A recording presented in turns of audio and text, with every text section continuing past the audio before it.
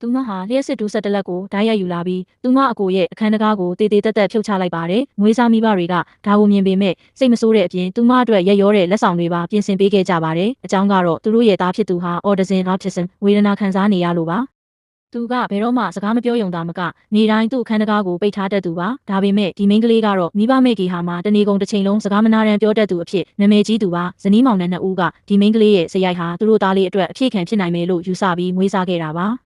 တကယ်ပဲမိန်းကလေးအိမ်ရောက်ချင်းမှာတကားကိုဖွင့်နိုင်ဖို့ညီမျိုးစုံစူးစမ်းပြီးချက်ချင်းပဲအထဲကိုဝင်ပြီးကောင်လေးကိုစကားသွားပြောပါတယ်အကိုဘာလို့ပစ္စည်းတွေကိုရှောက်လွှင့်ပစ်နေတာလဲစာအုပ်တွေဆိုတာလူသားတွေတိုးတက်ဖို့အုတ်မြစ်တွေပဲအဲ့ဓာတွေကိုလွှင့်ပစ်ရင်ဘလို့လို့တိုးတက်တော့မှာလဲနောက်ပြီးတော့ပစ္စည်းတွေကိုရှောက်လွှင့်ပစ်လို့ကလေးတယောက်ကိုသွားထိရင်ဘလို့လုပ်မလဲကလေးကိုမထိရင်တောင်မှပန်းပင်တွေမျက်ပင်တွေကိုထိမှာပဲဒါကမကောင်းဘူးလေကောင်လေးကစူညံတန်တွေကြောင့်နောက်ကိုဆုတ်သွားပေမဲ့မိန်းကလေးကတော့သူ့နောက်ကိုကပ်လိုက်သွားပါတယ်ပြီးနောက်သူမဟာမိဘမိတ်ကြီးဟာရောက်တဲ့ပထမဆုံးနေ့ကစလို့အခုအချိန်ထိကြုံတွေ့ခဲ့သမျှတွေကိုမနာတမ်းပြောပြပါတော့တယ်။နာရီပေါင်းများစွာပြောပြီးတဲ့နောက်မှာကောင်လေးဟာနောက်ဆုံးမှာမခံနိုင်တော့ပါဘူး။သူ့စိတ်ထဲမှာထွက်ပြေးဖို့ပဲစိတ်ကူးရှိတော့ပြီးချက်ချင်းပဲထရက်ကအခန်းထဲကနေပြေးထွက်သွားပါတယ်။ဒါကိုမြင်လိုက်ရတဲ့မိဘနှစ်ဦးဟာအယမ်းကိုဝမ်းသာသွားကြပါတယ်။ဒါဟာသူတို့သားလေးပထမဆုံးအကြိမ်အခန်းထဲကနေသူ့အလိုလိုထွက်လာတာပါမိန်းကလေးကအကြီးကျယ်ဆွမ်းဆောင်နိုင်ခဲ့တာမို့ငွေစားမိခင်ကသူမကိုဆုချဖို့ချက်ချင်းပြင်ဆင်ပြီးဒီအိမ်မှာပဲအမြဲနေစေဖို့ဆုံးဖြတ်လိုက်ပါတယ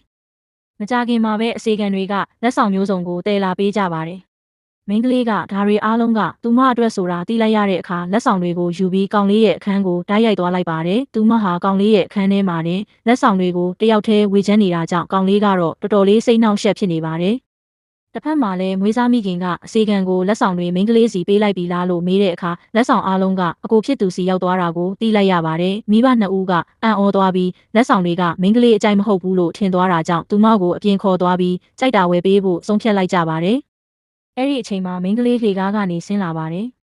မိခင်ကသူမကိုထွက်ဖို့ခေါ်လိုက်ပေမဲ့လေကားပေါ်မှာတယောက်တည်းရက်နေတဲ့အကိုဖြစ်သူကိုမိန်းကလေးကမြင်သွားပါတယ်။သူမကဒါဟာမတင်တော်ဘူးလို့ချက်ချင်းခံစားမိသွားပြီးအပြေမသွားတော့ပဲအိမ်မှာပဲအကိုဖြစ်သူကိုအဖော်လို့စကားပြောပေးမယ်လို့မိဘတွေကိုပြောပါတယ်။မိန်းကလေးရဲ့အပြုအမူကြောင့်မိဘနှစ်ဦးဟာအယမ်းကိုစိတ်ထိခိုက်သွားပြီးဆုံးဖြတ်ချက်တစ်ခုချလိုက်ပါတယ်။သူတို့သားရဲ့အခန်းထဲကိုသွားပြီးမိန်းကလေးကိုခေါ်လိုက်ပါတယ်။ဖေဖေနဲ့မေမေသမီးကိုကြောင်းထားပေးဖို့ဆုံးဖြတ်လိုက်ပြီးဒါဆိုသမီးအကိုနဲ့အတူကြောင်းတူသွားလို့ရမလားဟင်။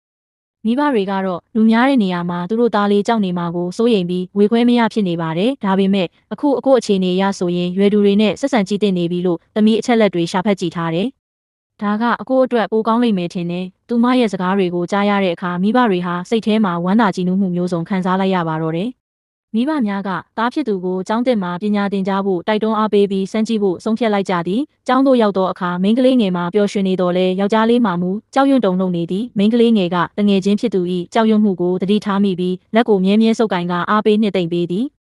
ကျောင်းကလူမိုက်ကလေးတစုကယောက်ျားလေးကိုစကားမပြောနိုင်သည့်လူအဟုဆိုကဝိုင်းဝန်းအောင်ပြောင်းအနိုင်ကျင့်ကြသည်မိန်းကလေးငယ်ကဒေါသတကြီးဖြင့်ကြားဖြတ်ဝင်ရောက်ကအနိုင်ကျင့်နေသူများကိုပြက်ပြက်သားသားပြန်လဲတုံ့ပြန်ပြီးမောင်းထုတ်သည်အနိုင်ကျင့်သည့်ကလေးများကမိန်းကလေး၏တုံ့ပြန်မှုကိုလန့်သွားပြီးယူနေတဲ့မိန်းကလေးဟုကဲ့ရဲ့ကထွက်ပြေးသွားကြသည်